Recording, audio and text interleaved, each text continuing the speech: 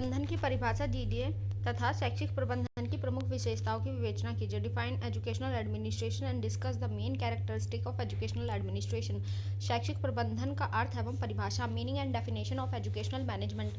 शिक्षण एक व्यवसाय। हेनरी के शब्दों में व्यवसाय वस्तु तथा सेवाओं के उस नियमित क्रिया विक्रिया हस्तांतरण अथवा विनिमय को कहते हैं जो लाभ कमाने के लिए किया जाता है। Management is the coordination of all resources through the process of planning, organizing, directing and controlling in order to attain selective objects। इस परिभाषा के अनुसार शिक्षा एक व्यवसाय है जिसमें शिक्षक अपने ज्ञान कौशल की सेवा धन के बदले छात्रों को देता है। छात्र शिक्षण द्वारा प्रदान किए गए तथा कौशल का उपयोग करके अपनी क्षमताओं का विकास करते हैं। व्यवसाय में क्रय विक्रय विनिमय सेवाओं का लेन देन लाभ प्रयोजन तथा प्रतिफल की अनिश्चितता जोखिम एवं विनिमय में निरंतर के लक्ष्य पाए जाते हैं। उद्योग तथा व्यवसाय में लाभ उत्पादक को मिलता है। शिक्षा में उक्त सभी लक्षण पाए जाते हैं किंतु इसमें जोखिम कम है। इसका लाभ व्यक्ति तथा समाज को मिलता है। नंबर 2 शिक्षण एक प्रबंध।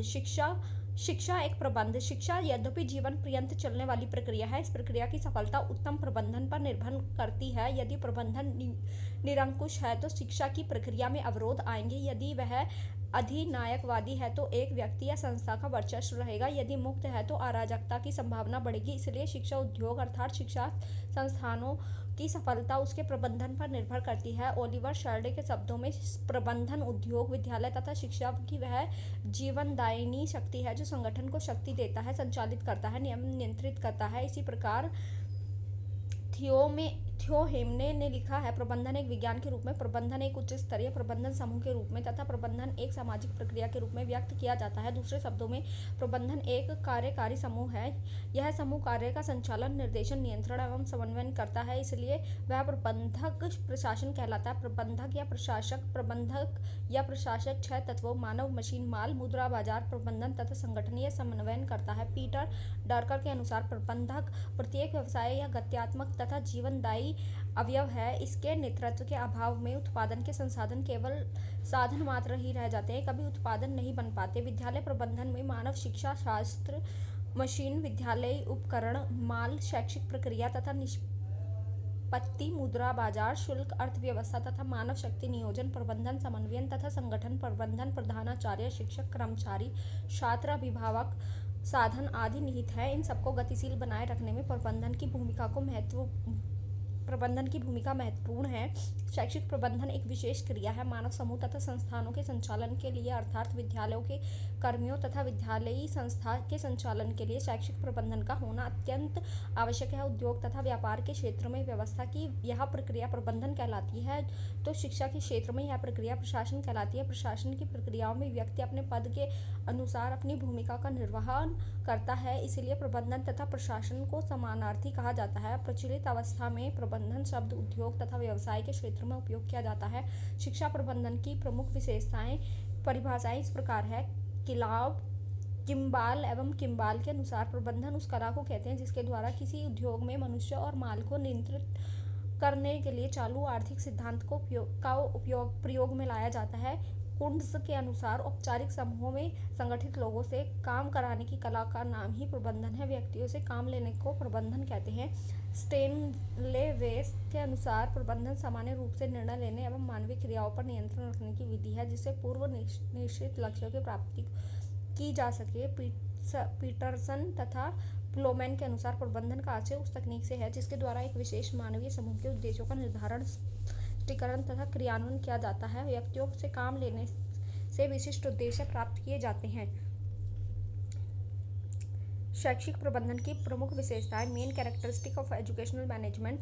शिक्षा प्रबंधन की प्रमुख विशेषताएं निम्नलिखित है। प्रबंधन उत्पादक का एक आर्थिक संसाधन है। आर्थिक क्रियाओं में भूमि श्रम पूंजी साहस तथा विनिमय प्रमुख घटक है। ये सभी घटक स्वतंत्र होते हुए भी प्रबंधन के अधीन है। प्रबंधन के साधन के अभाव में उत्पत्ति के सभी साधन अपूर्ण एवं निष्क्रिय है। प्रबंधन एक अधिकार व्यवस्था किसी भी क्षेत्र में प्रबंधन अधिकार के रूप में प्रयुक्त होता है। शिक्षा के क्षेत्र में प्रबंधक तथा प्रबंधित 2 वर्ग होते हैं। प्रबंधक वर्ग के अधिकार अधिक होते हैं और वे अपने अधीनस्थों से कार्य लेते हैं। प्रबंधक भी उच्च मध्यम एवं पर्यवेक्षीय स्तर के होते हैं। सभी के अपने पदों के अनुरूप अधिकार होते हैं तथा भूमिकाएं होती हैं। ये अपने अधीनस्थों का मार्गदर्शन करते हैं तथा नियंत्रण समन्वय तथा नेतृत्व करते हैं। प्रबंधन एक लोक समूह प्रबंधन की अवधारणाओं में यह है कि यह एकल समूह है। विद्यालय में प्रबंधक, प्रधानाचार्य, अध्यापक, छात्र, अन्य कर्मचारी होते हैं। ये सभी अपने अपने क्षेत्रों में प्रबंधन करते हैं। आधुनिक प्रबंधन शास्त्र में 3 व्यवस्थाएं पाई जाती हैं: पैतृक अथवा पारिवारिक, राजनीतिक तथा पेशेवर। पैतृक प्रबंधन वंशानुक्रम तथा परिवार की परंपरा के अनुसार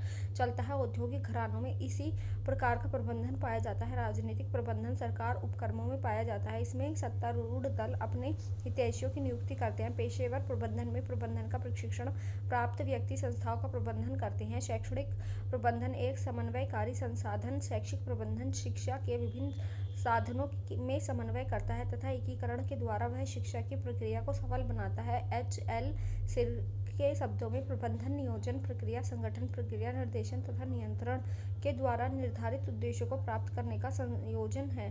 शैक्षिक प्रबंधन एक समूहवाचक संज्ञा। शैक्षिक प्रबंधन में एक व्यक्ति या संस्था निहित नहीं होती। शैक्षिक प्रबंधन में समूह निहित होते हैं जो अपनी अपनी भूमिका का निर्वहन करते हैं। प्रबंधन एक जटिल अर्थ वाली प्रक्रिया है। इसका संबंध अधिकारियों से है। यह एक विज्ञान है और साथ ही यह एक प्रक्रिया भी है। प्रबंधन में अधीनस्थों में यह एक विज्ञान है और साथ ही यह प्रक्रिया भी है। प्रबंधन में अधीनस्थों से काम कराया जाता है। प्रबंध मूल रूप से व्यवहारिक क्रिया है। शैक्षिक प्रबंधन मूल रूप से यह क्रिया है जो कार्य संपादित करती है। इसका संबंध मानवीय संबंध, भौतिक संसाधन तथा निष्पत्ति से होता है।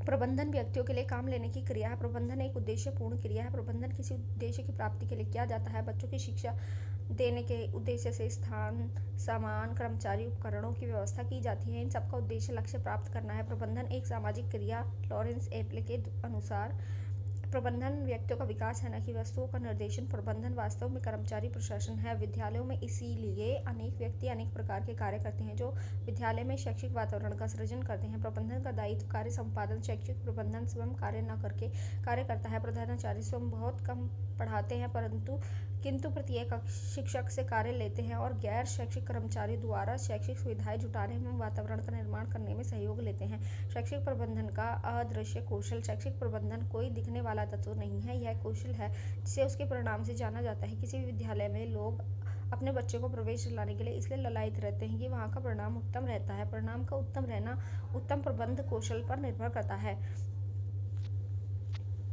प्रबंधन तथा स्वामित्व दो पृथक अवधारणाएं हैं। प्रबंधन का स्वामित्व दोनों पृथक अवधारणाएं हैं। आजकल बड़ी औद्योगिक इकाई विद्यालयों की स्थापना कर रही हैं। वे विद्यालय के स्वामी हैं। विद्यालय से होने वाले हानि लाभ के प्रति जोखिम उठाते हैं, परंतु ये विद्यालय भली प्रकार से भी उत्तम प्रकार के कार्य करते हैं जब इनके प्रबंधक अच्छे होते हैं। प्रबंधक की उत्तमता ही विद्यालय को गतिशीलता प्रदान करती है। प्रबंधन एक सार्वभौमिक क्रिया है।